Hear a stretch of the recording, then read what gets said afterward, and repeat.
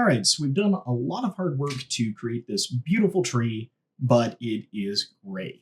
So you might be wondering, how do we add color to these gray models to bring more life into our scene? That's a great question.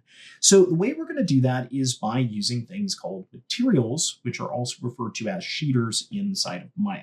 So let's go ahead and take a look at how we can achieve this. The way we can achieve this is by using a special menu called Hypershade. Hypershade can be accessed in one of two ways. You can either access it through this little sphere here, and this is going to give you access to Hypershade, or you can come up here to Windows, Rendering Editors, and Hypershade, and this is going to pull this up. Now, Hypershade is a submenu inside of Maya, so it does take up quite a bit of real estate here on your screen, so just be aware of that. I had to pull mine on from my other screen because I use two monitors. This is one of the reasons why. But Hypershade is going to be how we can texture our objects and how we can add color to them.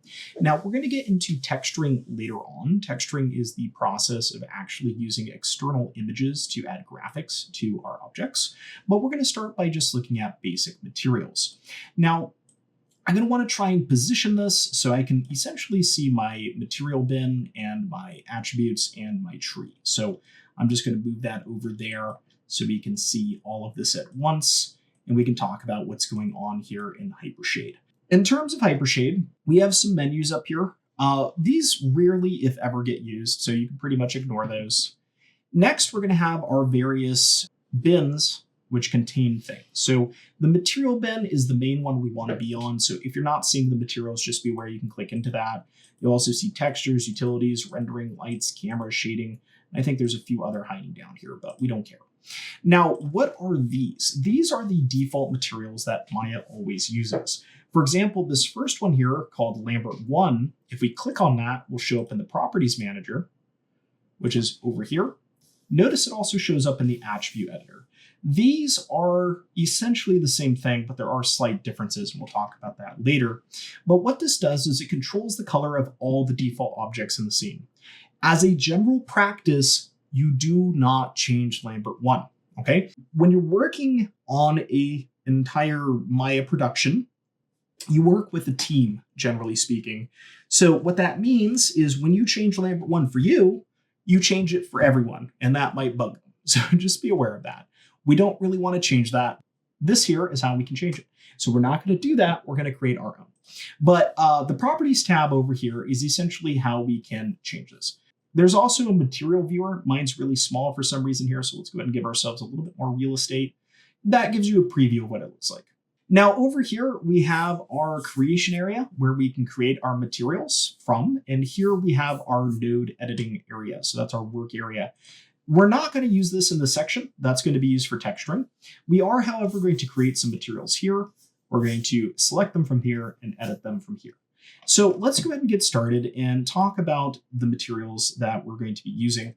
We're going to just be using things called Lamberts, but you'll notice there are a lot of different materials in here. If you use the side scroller, you can slide up and down and look through these.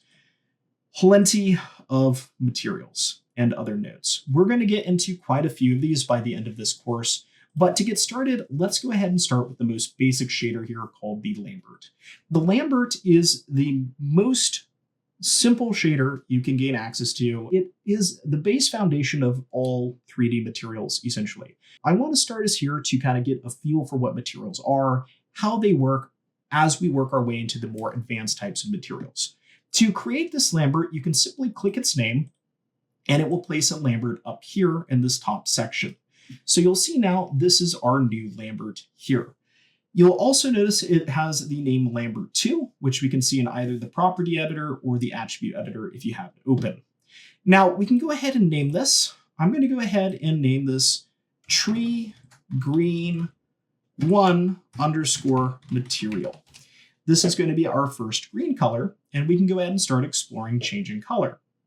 Now we can change the color here with the color dial in the properties. Let's talk about the anatomy of this. There's 3 sections to this. The first one is our color picker. This is the actual color of what the material is going to be. The next is going to be our value slider. This is how bright our material is going to be. Then the file section is a file input, and this is for texturing.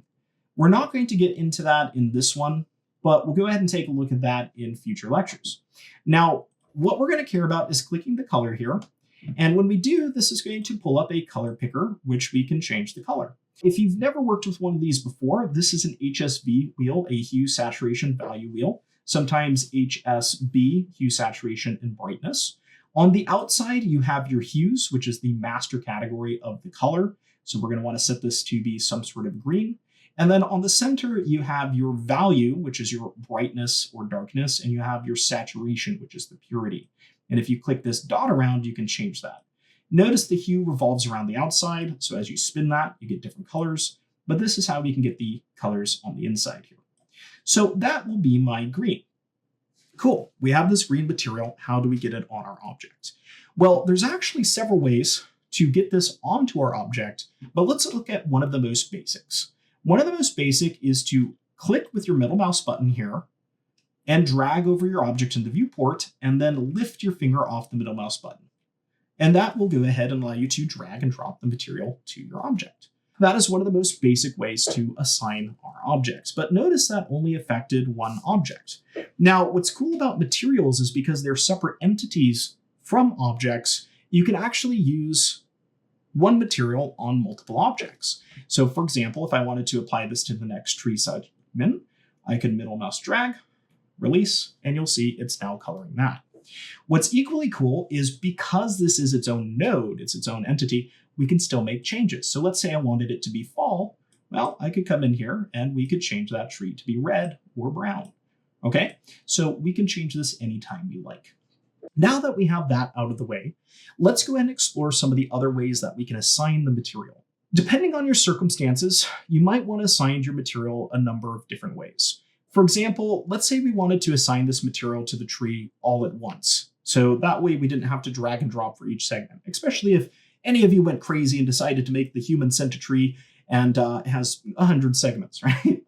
So we could select one, shift-click and select another, and we could come over to the material here. And if you right-click on the material here, you'll see a swizzle menu. And while you're holding down right-click, you can move this little swizzle here to select different aspects of this menu. Now, be careful that you don't hover over one because sometimes they make submenus, but you notice right here there is an assign material to selection. This will assign the material to everything you have selected. So if we go ahead and assign material to selection, you'll see that it's going to assign to those areas. Very convenient. Let's say I wanted the stump to be the same color, which I don't, but I'm going to do this anyway. You can also right-click on the object to achieve this. Now, we're going to get into what these menus do later, but what I'm doing here is selecting the stump and right-clicking on it to access this menu. At the very bottom of this, you're going to see a few options here: assign new material, assign favorite, and assign existing. If you go to assign existing, it will bring a drop-out menu. Here, you'll see tree green 1 material is listed. We can hover over that and release our finger from the mouse button, and it will assign it. So now you'll see I have a nice green tree. But it's kind of boring looking, right? Maybe we want to get more than one tree color. Maybe we want to get a stump color. Maybe we want to add some variety. Well, let's go ahead and take a look at that. I can go ahead and shift click these individual segments here so that we have some breakup here. I can right click, and this time I'm going to assign a new material. So I'm going to assign the material and I'm going to create it simultaneously. This is an excellent way to approach assigning materials if it doesn't already exist and you need it to be assigned to multiple objects to begin with. So once I release my mouse key, this is going to pull up the creation menu from our Hypershade, but as a sub menu, a floating menu. And from here, we can just click what we want. So in this case, I'm going to click a Lambert, and you'll see it's going to place this inside of here. So now I have a new Lambert, and you'll see that it's assigned itself to this tree. Now, that's a pretty funny looking tree. So let's go ahead and get this set up right. I'm going to name this. I'm going to make this tree. And let me check the name of the first one. Tree green. That's what I named it. So I'm going to name this tree green 2 underscore material. And we can come into the color here and we can pick a new color. Now, Something to notice is our old colors are here. So I can pick an old color, click on that, and then I can modify it slightly. So if I wanted the same value, I could just kind of move it around, or the same hue rather. I think I might want to push this more towards a yellowish color, maybe get some more variety here. Similar value. Or maybe I want this one to be a bit darker. Maybe that would be better. So just have some variety. Maybe come back in and select the original color. There we go. That looks okay. All right, so that's going to be how we can assign a material at the same time. If you're not comfortable with any of these, just practice them. You don't have to use one you don't understand. There's more than one way for a reason. All right, you'll learn as you go. Use whatever's comfortable. So let's go ahead and get some stump on there. I'm just going to create the manual way again here. Just go into Lambert here, and we'll just pick a color, come over here to brown and grab that. And we'll just go ahead and middle mouse drag that onto our tree. So now our tree is pretty and has some color. Okay, so now that we've gone over how to assign these, how to create these, what they are in general, let's take a look at a couple more channels just to give you a little bit more creative freedom. I'm personally not going to use them, but you might find some interest in them. So let's come to our first material here, our tree one green, and let's talk about the other things we can control besides color. In addition to color, we have the ability to control transparency, which is whether or not the object is see-through. And you'll see we can make that transparent set up there. So that's good for things like glass, or if you have a water surface, you want to be able to see through it. It can also be really cool for effects like laser beams, if you want to make something solid but see-through. There's ambient color. What this does is it adds ambient lighting. So this simulates something called global illumination in light, which is the ability of a light to bounce around a scene. We don't really use ambient color anymore, but in early 3D graphics, this was used as a supplement to light because lighting formulas weren't as good. The next one is incandescence, which is actually the ability to appear as if an object's glowing. So the idea here is to kind of give a glowing effect. So if you think about something like a computer, a lot of the times it has an on light. This is how you would achieve that. And with each of these, you can map color to them. So you can see we can make it have a glowing color of some sort. And the amount of this basically is the amount it glows. And we'll talk more about this when we get into lighting. Ambient color, the same thing. If you wanted it to have like the ambient color of the sky, or if you were on Mars and wanted it to have a red color, or if there was a sunset, you could do that. Transparency is a little bit trickier. You'll see it has the opposite color of the transparency. So just be aware of that if you're using transparency. It'll be the opposite of whatever the color is you want. So if you look completely across the color wheel here, you'll see magenta gives us green, yellow is going to give us blue, blue is going to give us red.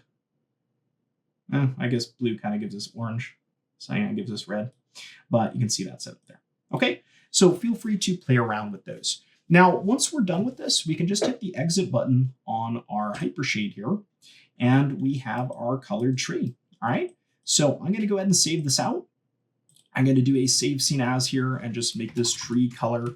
Feel free to just save over yours. I'm saving mine for the sake of keeping a log of what I've done so far. But that's going to be it. So as a challenge, what I would like you to do is I would like you to take your tree and add some color to it. So get creative. You don't have to do a green tree. Feel free to explore what it might look like in different seasons. Feel free to duplicate your tree and give it different colors. You could always have multiple trees for your scene.